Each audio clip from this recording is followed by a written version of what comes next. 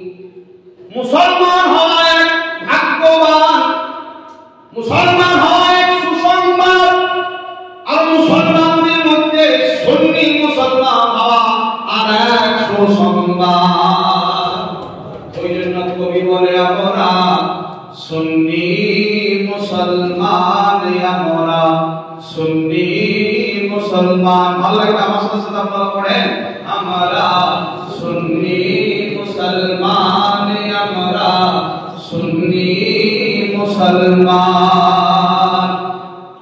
প্রয়োজন হলে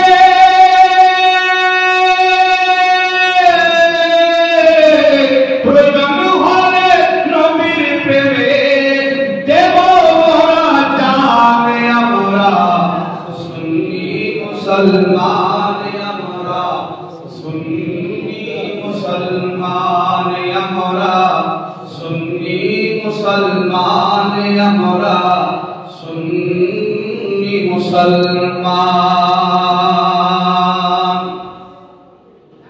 বেরাদার, সুন্নি মুসলমান ওই মুসলমানকে বলা হয়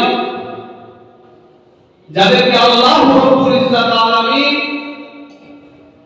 নিজে জান্নাতি ডিক্লেয়ার করেছেন।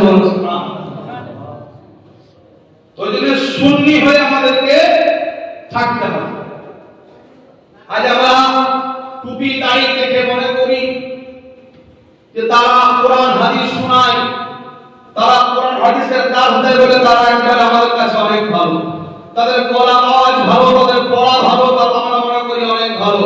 কিন্তু না, আল্লাহ রাসূল সাল্লাল্লাহু আলাইহি ওয়াসাল্লাম আজ থেকে 1450 বছর আগে মদিনার মাটিতে আল্লাহ রাসূল বলে গিয়েছিলেন, আমার উম্মতিরা শেষ জামানায় কিছু মানুষ বার হবে, তাদের সুন্নতি লিবাস হবে, তাদের মুখে দাড়ি হবে, তাদের মুখ থাকবে না, তারা কোরআন পড়বে, কোরআন ঠোঁটের কাছে থাকবে, কোরআন তাদের ভিতরে যাবে না। আল্লাহ রাসূল বললেন এদের কাছ থেকে বেঁচে থাকতে হবে, এদের কাছে যাওয়া যাবে না, এদের কাছে গেলে কিন্তু তোমাদের ঈমান থাকবে না। ও মুসলমান, আমার নবী আমাদেরকে যে বয়ান করে গিয়েছেন, যে বর্ণনা আমার রাসূলুল্লাহ আমাদেরকে দিয়ে গিয়েছেন, সেই মোতাবেক যদি আমরা চলতে পারি, সাহাবাদের পথকে যদি আমরা অনুসরণ করতে পারি, আল্লাহ রাসূলের হাদিবাত নবীর বংশকে যদি ঠিকমতো ভালোবাসতে পারি, আর ওনাদের অনুগত্য যদি করতে পারি, আর আপনার কোনো জিনিসের প্রয়োজন হবে না, আপনি মরার পরে জান্নাত আপনার জন্য ওয়েট করবে। ইন্তেকালের পর জান্নাত ওয়েট করবে, তবে সুন্নি হওয়া লাগবে, আকীদা মজবুত হওয়া লাগবে। আজ বীরভূমের মাটিতে অনেক মুসলমান নামধারী, অনেক নিজেকে মুসলমান দাবি করতে वाला, কিন্তু খুশনসিব আমরা যে জিনার জন্য আমরা টুপি পাগড়ি দাড়ি, এই মসজিদ মাদ্রাসা তাশবির তাহরির জিনার জন্য এই ভারতের মাটিতে প্রচার হয়েছে।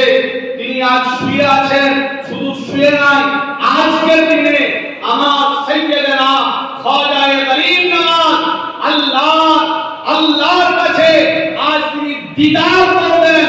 আর এই দিদার করাটাকে মুহাদ্দিসিনে কেরাম আর দ্বীনের তিনারা ইমাম তিনারা বলেছেন যে এই যে আল্লাহর সঙ্গে প্রত্যেক ইন্তেকালের ডেটে আল্লাহর সঙ্গে দর্শনটাকে বলা হয় উরুস।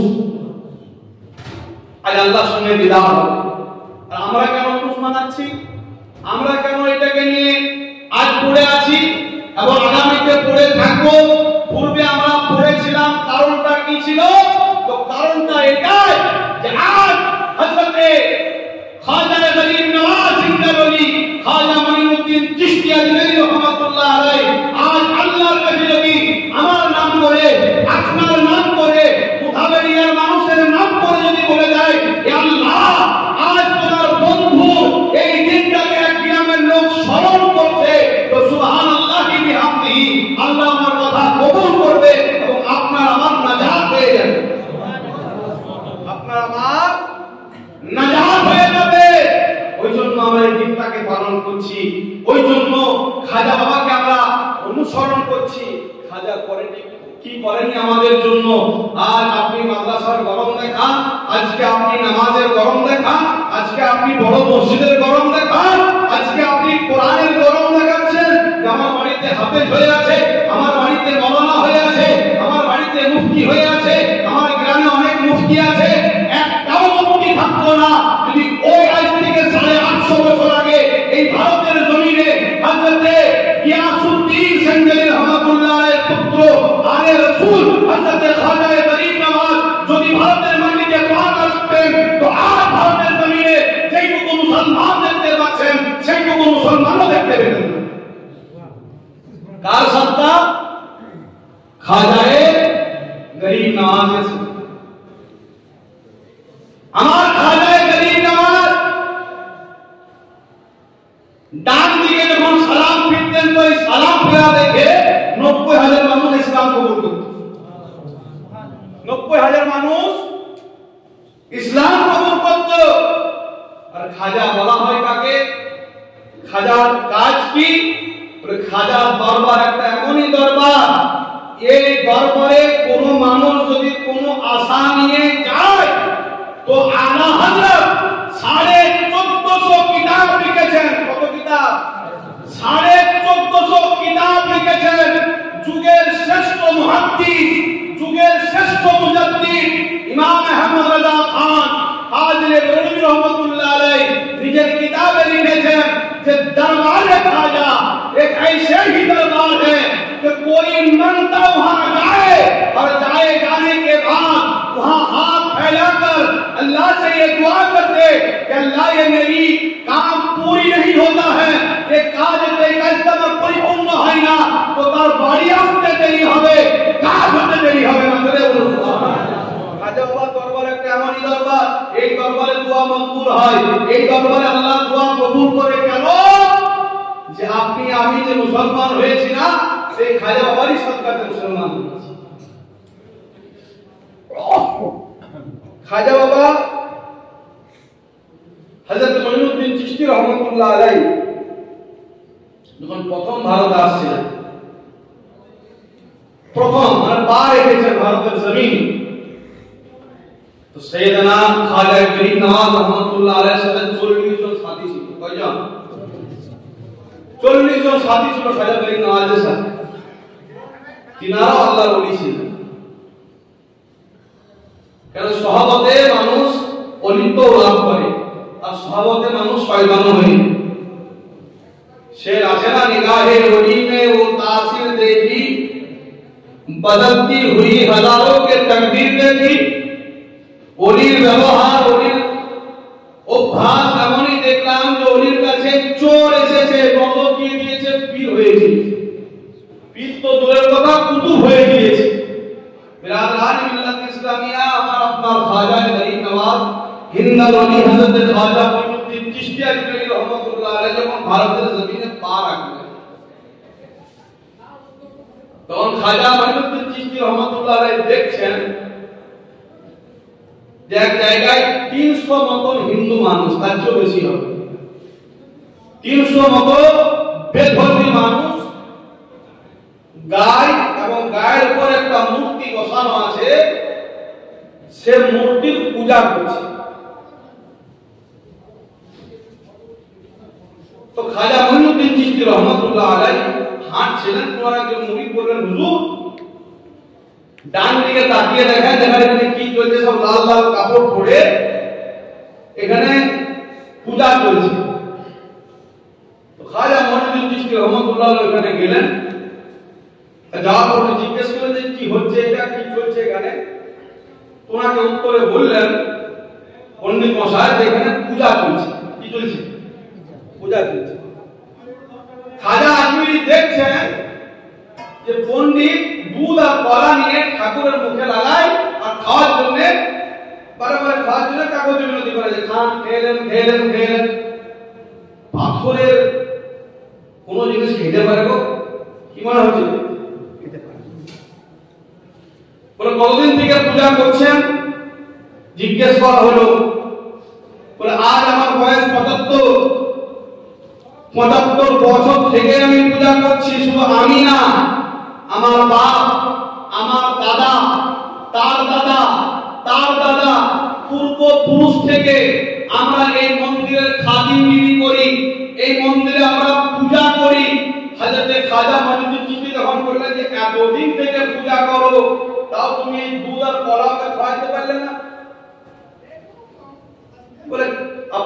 এটা দেখি নাই, এটা তো মাটি পাথর কি করে খাবে? বলে আমি খাইয়ে দেবো মাটি পাথর, আমি একদিনও পূজা করিনি, তারপরে খাইয়ে দেবো।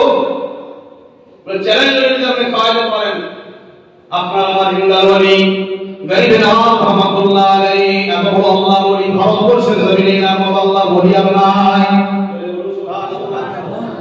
ভারতবর্ষের জমিনে যত জায়গা যাবেন সব জায়গাতে ওলি তো শুয়ে আছে, কিন্তু ভারতবর্ষের ওলিদের যিনি সর্দার মাথার তাজ, তিনার নাম খাজা গরিব নওয়াজ।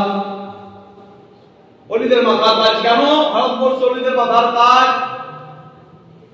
ইরাক থেকে যখন পৌঁছে পাক রাদিয়াল্লাহু তাআলা বলেছিলেন যে প্রত্যেকটা ওলি পীর কুতুবের ঘাড়ে আমি আব্দুল কাদেরের পা আছে, তখন একজন মুরিদ খাজা মঈনুদ্দিন চিশতিকে এসে বলেছিলেন যে হুজুর ইরাক বাগদাদ থেকে গাউসে পাক রাদিয়াল্লাহু তাআলা এই হুকুম নাফিজ করেছেন যে পৃথিবীর জমিনে যত ওলি আছে এবং ছিল এবং আসবে প্রত্যেকটি ওলির ঘাড়ে আমি আব্দুল কাদেরের পা আছে। তখনই সঙ্গে সঙ্গে খাজা বাবা বলেছিলেন যে গাউসে পাকের পা শুধু আমার ঘাড়ে নাই, আমার মাথায়ও আছে, আমার চোখ মুবারক আমার চোখেও আছে এবং আমার সিনাতে আছে। এই আজিজি ইনকিসারির জন্য হযরতে খাজা গাউসে পাকে মাথায় চোখে বুকে লাগিয়েছিলেন। আর ভারতের জমিনে এত বড় দেশে যত ওলি আছে অখণ্ড ভারতে, বাংলাদেশ, পাকিস্তান, আফগানিস্তানে প্রত্যেকটা ওলির ঘাড়ে আপনার আমার খাজা ভারতের রাজা হযরতে খাজা গরিব নওয়াজের পা আছে। খাজা মঈনুদ্দিন রহমাতুল্লাহ আলাইহি বললেন আমি যে একদিনও পূজা করিনি, আমি তোমাকে চ্যালেঞ্জ করছি এই মাটিকে এই পাথরকে আমি খাই। বলে চ্যালেঞ্জ হইল আপনার সাথে। খাজা বাবা আঙুলটাকে বাড়ালেন, বাড়ানোর পর হযরত মঈনুদ্দিন চিশতি রহমাতুল্লাহ আলাইহি হুকুম দিলেন, ও মূর্তি আমার হুকুমে দুধ আর কলা খাও। মাটির হাত পাথরের হাত বাড়িয়ে খাজা বাবার হুকুমে কলার দুধ খেতে লাগলো। সবাই তাজ্জুব, এতদিন থেকে পূজা করছি আমাদের কোনো কথা শুনলো না, কতবার দুধ আর কলা খেতে বলেছি কোনোদিন খাই নাই। আরে একদিন এসে দাড়ি পাগড়ি টুপি জুব্বা নিয়ে এত সুন্দর চেহারাধারী মানুষ এসে হুকুম দিল, তো মাটি ওই না হুকুম শুনলো। পায়ে পড়ে যাওয়ার পর বলে ওলিশি আপনার বাড়ি কোথায়, কোন দেশ থেকে এসেছেন, কে আপনি? আমার খাজা মঈনুদ্দিন চিশতি রহমাতুল্লাহ আলাইহি বলেন আমি নবীজির আদনা গোলাম, এই ভারতের জমিনে আমি ইসলামের প্রচারের জন্য এসেছি। আল্লাহুম্মা সাল্লি আলা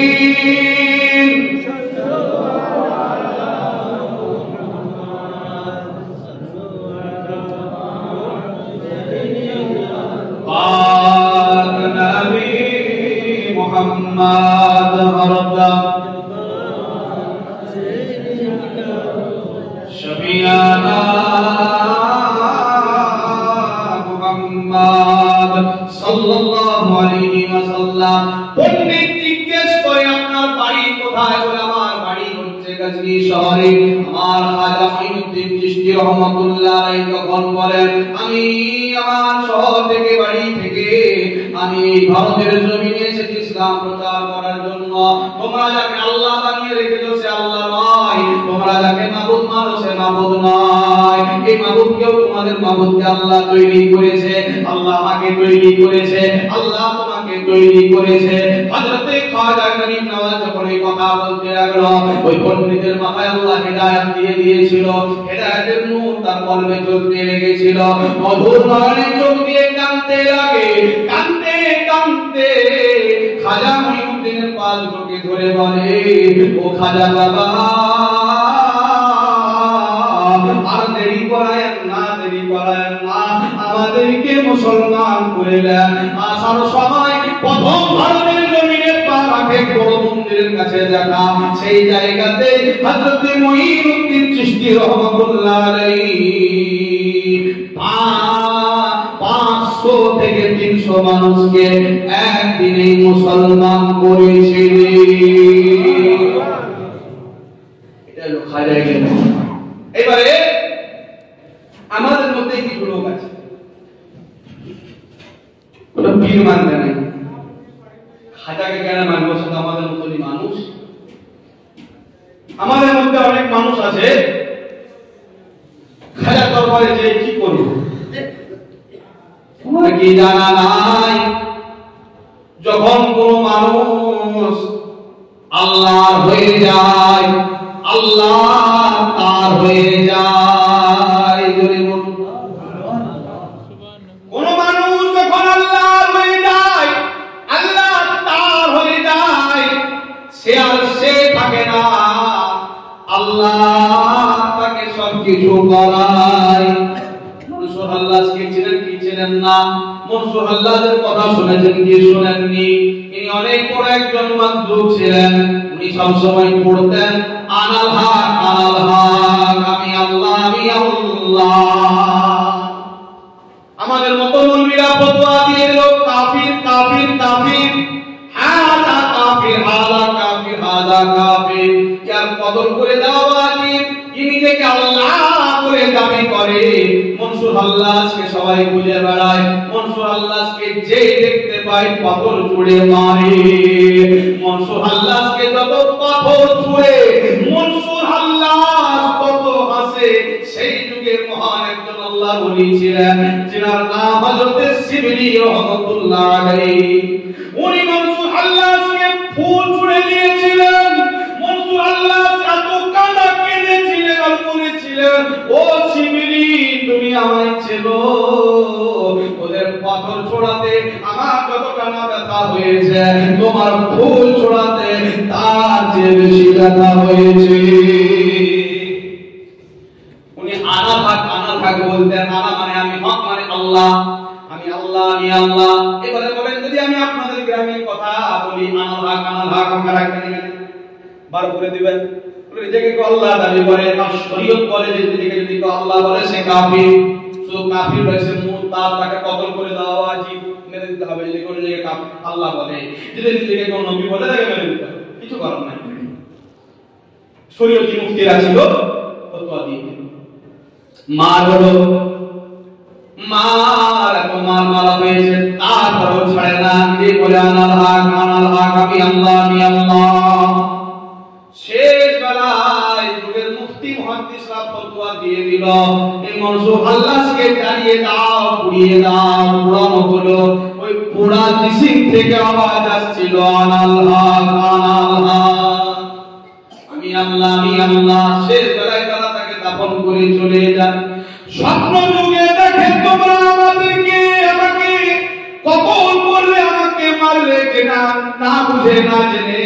তোমরা কি জানো, আমার মুখ শুধু আনাল হক, আনাল হক বলছিল, কিন্তু যিনি সত্যই হক তিনি আমাকে বলা করাচ্ছিলেন।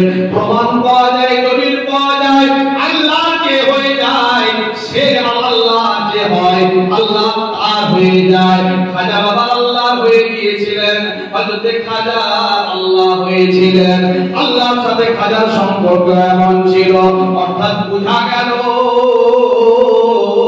খাজাকে যে রাজি করবে সে নবীকে রাজি করবে, খাজাকে যে নারাজ করবে সে নবীকে নারাজ করবে। আর নবীকে যদি কেউ নারাজ করে সে আল্লাহকে নারাজ করবে।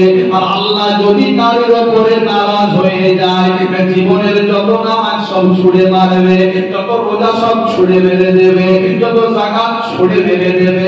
ওইটাকে নারাজ করা যাবে না। বুখারীর দুশমনি করে, যারা ওলিদের সাথে দুশমনি করে, তারা আল্লাহর সাথে যুদ্ধ করে। আর যে আল্লাহর সাথে যুদ্ধ করে সে আর মুসলমান থাকতে পারে না। আর নানা রকম কথা শুনতে পায়, পীরের মাজারে যাওয়া যাবে না, জিয়ারত করা যাবে না।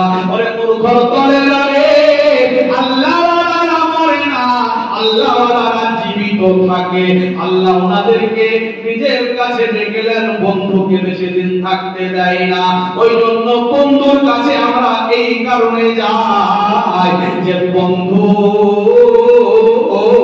যদি বন্ধুর কাছে আমাদের জন্য একটু সুপারিশ করে দেন তো আমরা এই যে হালকা ফুলকা মুসলমান আমরাও পার হতে পারিব। আল্লাহুম্মা